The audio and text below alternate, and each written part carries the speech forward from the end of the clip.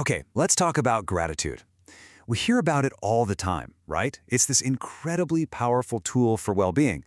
But what if I told you that the way most of us practice it is missing its most powerful ingredient? Let's dive in. So yeah, that's the big question we're going to explore. Because it turns out, when it comes to gratitude, the devil is totally in the details. And making just one small shift in your approach could unlock a whole new world of benefits. We all know this standard prescription, right? Gratitude is good for us. I mean, psychologists, wellness experts, pretty much everyone agrees it's a powerful virtue. It strengthens our relationships and, it encourages us to be better, more helpful people.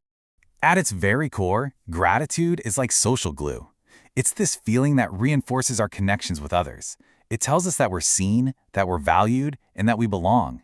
It's what really, fundamentally, binds us to each other. But this is where it gets really, really interesting. The common way we practice gratitude might actually be limiting its potential. It's time we start asking a more potent question. And here we see that simple but honestly profound shift. The standard gratitude journal asks, "What are you grateful for?" It's basically an internal list of things. But a totally different, more potent question is, to whom are you grateful? See how that changes everything? It's no longer just a list, it becomes a connection. And look, this isn't just some philosophical idea. A research team was really curious about this exact difference. They wanted to know if expressing gratitude to a deity, a pretty common practice for a lot of people, would have different effects than other forms of gratitude. So, they designed an experiment. They randomly assigned people to one of three groups. The first group, they just did standard gratitude journaling. The second group journaled and then read their list out loud to another person. And the third group, they expressed their gratitude in the form of a prayer to God. And the results were, wow, they were striking. The groups that just journaled or read their list to another person, yeah, they saw some benefits. But the group that practiced gratitude as a prayer experienced a significant leap in their health and well-being. It wasn't even close. This quote really just says it all. The simple act of directing gratitude toward a higher power made it so much more potent. The huge takeaway here is that the direction of our gratitude truly, truly matters. But why? What is going on here? What's the psychological secret sauce that makes this directed gratitude so much more powerful? Well, it all comes down to a concept called sacred meaning. Sacred meaning is what happens when we see something as having a divine or, a transcendent kind of significance. And the research shows that when we fill our goals, our relationships, or even our gratitude practice with this kind of meaning, we just pour more effort into them. And because of that, we get way more out of them. Now, I know what some of you might be thinking, and it's a really important question we need to tackle. Does this principle only apply to people who are religious? Right. What if you don't believe in God? Can you still tap into this more potent form of gratitude?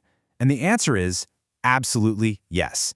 The key is directing your gratitude towards something bigger than yourself. That's the secret. You don't have to be grateful to a specific deity. You can be grateful to the very fact of existence itself, or to the transcendent things in your life: love, beauty, community.